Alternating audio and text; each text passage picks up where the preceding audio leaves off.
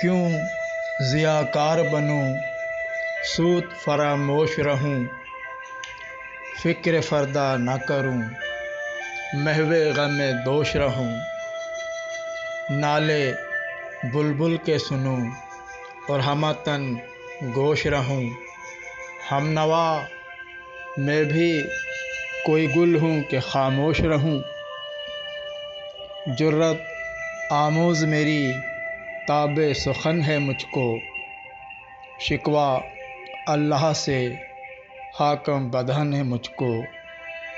ہے بجا شیوہ تسلیم میں مشہور ہیں ہم، قصہ درد سناتے ہیں کہ مجبور ہیں ہم، ساز خاموش ہیں فریاد سے معمور ہیں ہم، نالہ آتا ہے اگر لب پہ تو معذور ہیں ہم، اے خدا شکوہ ارباب وفا بھی سن لے، خوگر حمد سے تھوڑا سا گلہ بھی سن لے، تھی تو موجود ازل سے ہی تیری ذات قدیم، پھول تھا زیب چمن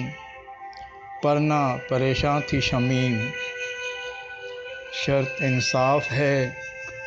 اے صاحب الطاف امیم، بوئے گل پھیلتی کس طرح جو ہوتی نہ نسیم، ہم کو جمعیت خاطر یہ پریشانی تھی، ورنہ امت تیرے محبوب کی دیوانی تھی، ہم سے پہلے تھا جب تیرے جہاں کا منظر، کہیں مسجود تھے پتھر کہیں معبود شجر، خوگرے پیکرے محسوس تھی انسان کی نظر، مانتا پھر کوئی اندیکھے خدا کو کیوں کر، تجھ کو معلوم ہے لیتا تھا کوئی نام تیرا، قوت بازوئے مسلم نے کیا کام تیرا، بس رہے تھے یہیں سلجوق بھی تورانی بھی، اہل چین میں ایران میں ساسانی بھی، اسی میمورے میں آباد تھے یونانی بھی، اسی دنیا میں یہودی بھی تھے نصرانی بھی، پر تیرے نام پر تلوار اٹھائی کس نے، بات جو بگڑی ہوئی تھی وہ بنائی کس نے، تھے ہم ہی تیرے اقمار کا آراؤں میں، خشکیوں میں کبھی لڑے کبھی دریاؤں میں، دی اذانیں کبھی یورپ کے کلیساؤں میں، کبھی افریقہ کے تپتے ہوئے صحراؤں میں، شان آنکھوں میں نہ جچتی تھی جہاں داروں کی، کلمہ پڑھتے تھے ہم چھاؤں میں تلواروں کی، ہم جو جیتے تھے تو جنگوں کی مصیبت کے لیے، اور مرتے تھے تیرے نام کی عظمت کے لیے، تھی نہ کچھ تیغ زنی اپنی حکومت کے لیے، سر بکف پھرتے تھے کیا دہر میں دولت کے لیے،